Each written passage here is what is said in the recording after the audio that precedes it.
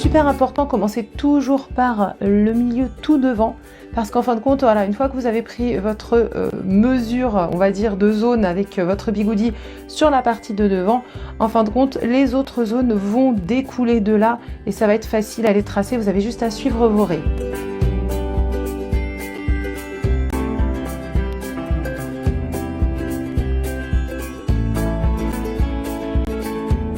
Donc voilà, une fois que les séparations sont faites, voilà ce que vous obtenez et ce que ça donne.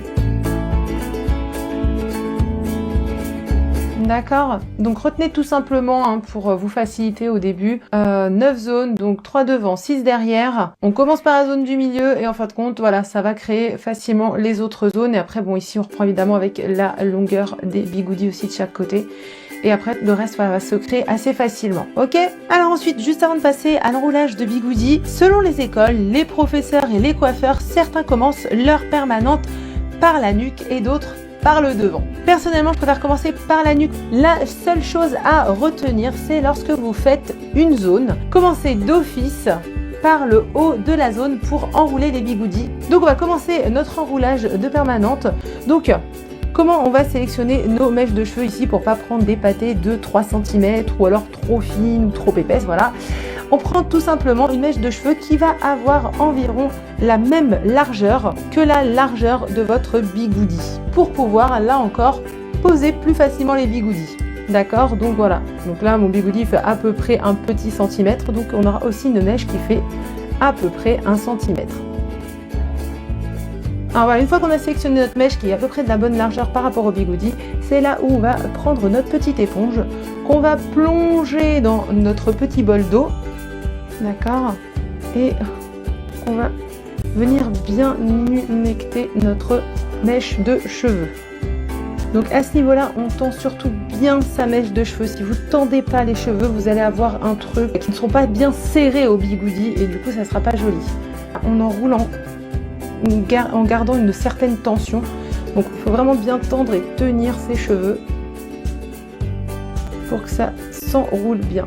Donc une fois qu'on est à ce niveau-là, alors là il faut bien mettre votre élastique collé ici aux cheveux.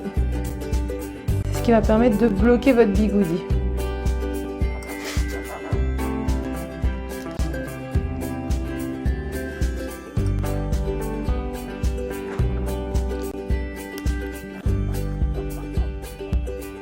Là, vous allez voir.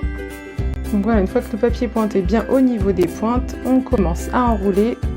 On tend bien, on tend bien, on tend au maximum.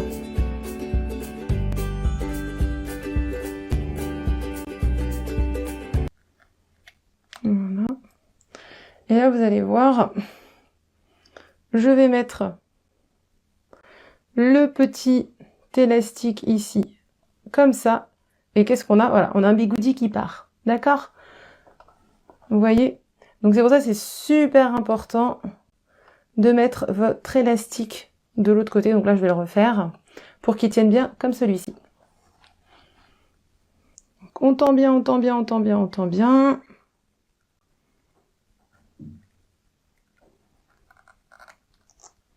Voilà. Et arrivé à ce niveau-là, on ne lâche pas notre bigoudi